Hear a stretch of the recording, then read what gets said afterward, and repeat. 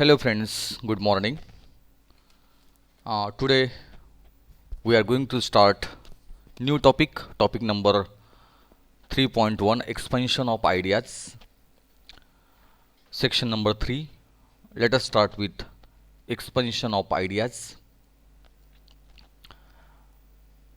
Now before starting expansion of ideas, icebreakers, let us start with icebreakers. Discuss with your partner the different ideas connoted by the word season. Discuss with your partner the different ideas connoted. Connoted means denoted, suggested. तर season या शब्दातून कोणकोणत्या प्रकारच्या संकल्पना आपल्याला कळतात ते सांगा. तर सीझन म्हटल्यानंतर त्या ठिकाणी नेमकं काय काय डोक्यामध्ये आपल्या येतं, काय काय अर्थ आपण सीझनचे घेऊ शकतो. तर तर पहिला जो अर्थ आपला आहे साधारणतः आपण सीझन जे म्हणतो ते समजा आता जो सीझन चाललेला आहे तो आपला हिवाळा आहे. तर हे सीझन्स आहेत आपले.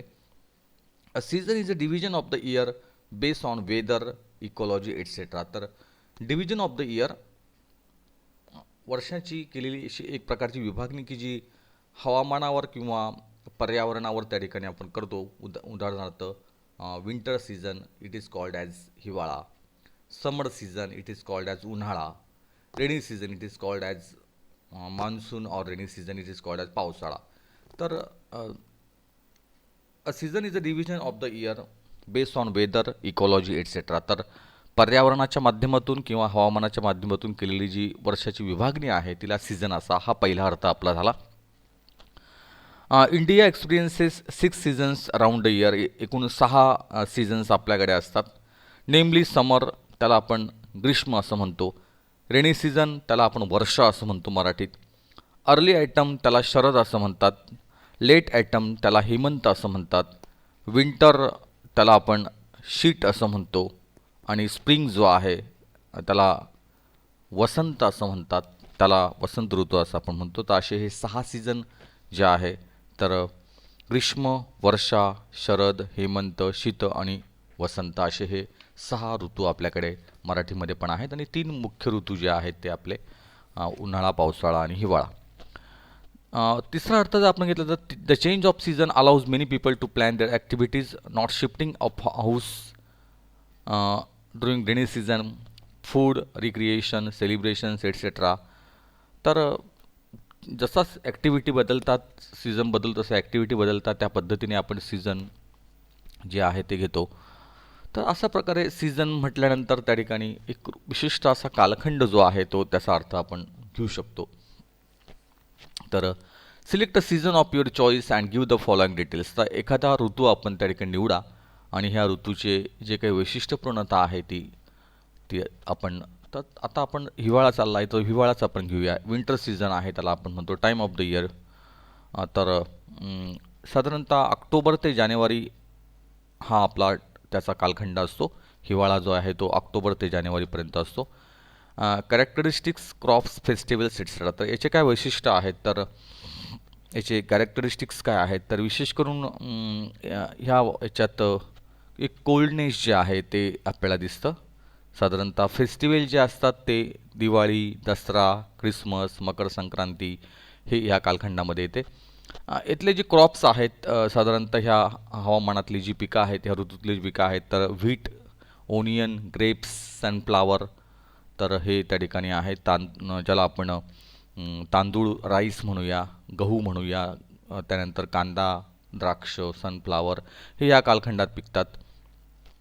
तर क्लायमेट जे आहे, वेदर जे आहे तर साधारणतः एक कोल्डनेस जे आहे वातावरणामध्ये एक कोल्डनेस असतो, एक कोल्ड ॲटमॉस्फिअर असतं.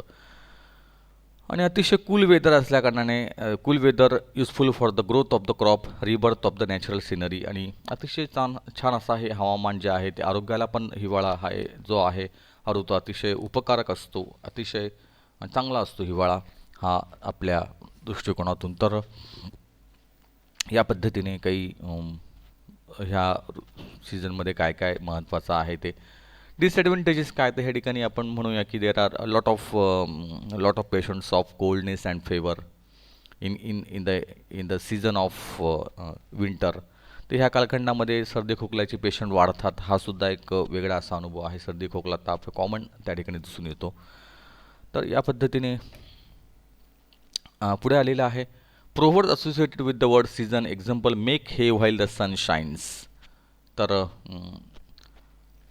या सीझनशी संबंधित एक असे काही म्हणी आहेत. त्या म्हणी त्या ठिकाणी आपल्याला त्याचे अर्थ किंवा म्हणी सांगायचे आहे. उदाहरणार्थ make hay while the sun shines. ज्या वेळेला सूर्य त्या ठिकाणी तळपतो आहे त्यावेळेला काम करून घ्या. म्हणजे ज्या वेळेला चांगले दिवस असतात त्यावेळेला आपण चांगल्या पद्धतीने काम करावं असा त्याचा अर्थ होतो. Make hay while the sun shines. तर ज्या त्या वेळेला तिथे काम करावं असं त्याचा अर्थ आहे. Make hay while the sun shines. त्यानंतर आपण make the most benefit out of an opportunity असा त्याचा अर्थ आहे.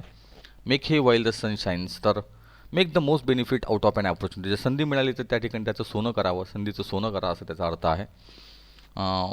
For everything there is a season. तर प्रत्येक गोष्टीला एक सीझन असतो. त्याचा अर्थ आहे for everything there is a appropriate time. तर प्रत्येक गोष्टीसाठी एक योग्य ती वेळ असते. नंतर आहे no winter last for ever, no spring skips its turn. Bad days do not stay for ever as spring always replace winter in the natural course of nature. No winter last for ever. तर कुठलाही ऋतू हा कायम टिकत नसतो.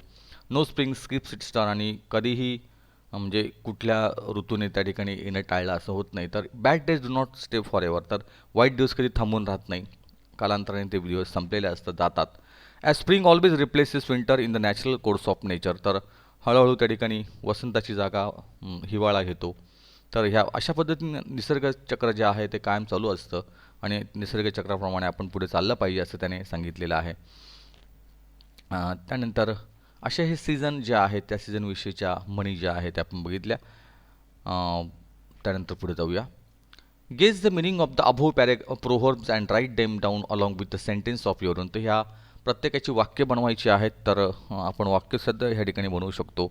For everything there is a season. There is not the time to waste it talking to your friend. You must know for everything there is a season. तर तर प्रत्येकाचा एक वेळ असते. ती वेळ त्या ठिकाणी आलेली आहे. No winter last for ever, no spring skip its turn. Cheer up my friend as no winter last for ever, no spring skips its turn. तर या पद्धतीने ते वाक्य पण आपण त्या ठिकाणी पूर्ण केलेले आहे. सीझनशी संबंधित त्या ठिकाणी ज्या म्हणी आहेत त्या आपल्याला लिहायच्या होत्या. पुढे आहे discuss with your partner on the following topics, express your views and opinions in favour and against the topic. तर हे टॉपिक्स जे आहेत ते दिलेले आहेत. त्या टॉपिकबद्दल आपल्याला चर्चा करायची आहे आणि त्याच्या दोन्ही बाजू ज्या आहेत फेवर आणि अँड अगेन्स्ट. फेवर म्हणजे च्या बाजूने, अगेन्स्ट म्हणजे च्या विरुद्ध. तर अशा दोन्ही बाजू ज्या आहेत तर काही टॉपिक्स जे आहेत ते इथे आलेले आहेत. त्यातला पहिला टॉपिक आहे are sports essential in junior colleges. तर ज्युनियर कॉलेजमध्ये स्पोर्ट्स खरंच आवश्यक आहेत का? तर निश्चितच आवश्यक आहेत. का आवश्यक नाही? तर yes, they are very helpful to increase the physical and mental ability of students. तर खरोखर त्या ठिकाणी फिजिकल आणि मेंटल ॲबिलिटी मजबूत करण्यासाठी स्पोर्ट्स हे अतिशय आवश्यक आहेत. Sport boost confidence in students and keep them fit for everyday living. आणि कॉन्फिडन्स वाढवण्याचं काम स्पोर्ट्स करतो आणि एक फिट जो माणूस असतो. Sports give various opportunities to students and teach the teamwork. तर एक टीमवर्क जे आहे ज्याला संघभावना म्हणतो आपण, ती संघभावना आपल्याला खेळ शिकवत असतो. आणि खेळ हा आत्मविश्वास वाढवतो, आपल्याला फिट ठेवतो आणि स्टॅमिना वाढवतो. आपली एक शारीरिक क्षमता जी आहे ती जोपासण्यासाठी त्या ठिकाणी ज्युनियर कॉलेजमध्ये स्पोर्ट जे आहे ते अतिशय आवश्यक आहेत. आणि खरंच एकदम आता त्याची वाईट बाजू काय, तर आपण त्याच्या अगेन्स्ट जर आपण म्हटलं तर स्पोर्ट्स ज्या ठिकाणी येतं त्या ठिकाणी भांडणंसुद्धा बऱ्याच वेळेला एखादी टीम ज्या वेळेला हरते कुठल्याही खेळामध्ये त्यावेळेला त्याच्यात काही बऱ्याच अंशी असं होत नाही. पण काही वेळेला आता आम्ही अनुभवतो हरल्यानंतर त्या ठिकाणी एक वेगळा असा माहोल तयार होतो. तर असं न करता त्या ठिकाणी त्याची एक ही जी वाईट बाजू आहे, तर खेळ म्हटल्यानंतर हार आणि जीत ह्या चालणारच आहेत. We have to accept the reality whether it is win or whether it is loss. So we should accept it sportively. त्याला त्या स्पोर्टिवली आपण स्वीकारलं पाहिजे. म्हणजे कुठल्याही स्पोर्ट्समध्ये तुम्ही जिंकणार आहात किंवा कोणतीही टीम जिंकेल कोणती टीम हारेल, तर जी खेळामधली हार जीत आहे ती मैदानावरची हार जी आहे ती आपण स्वीकारली पाहिजे. आणि भांडणं न करता त्या ठिकाणी आपण पुन्हा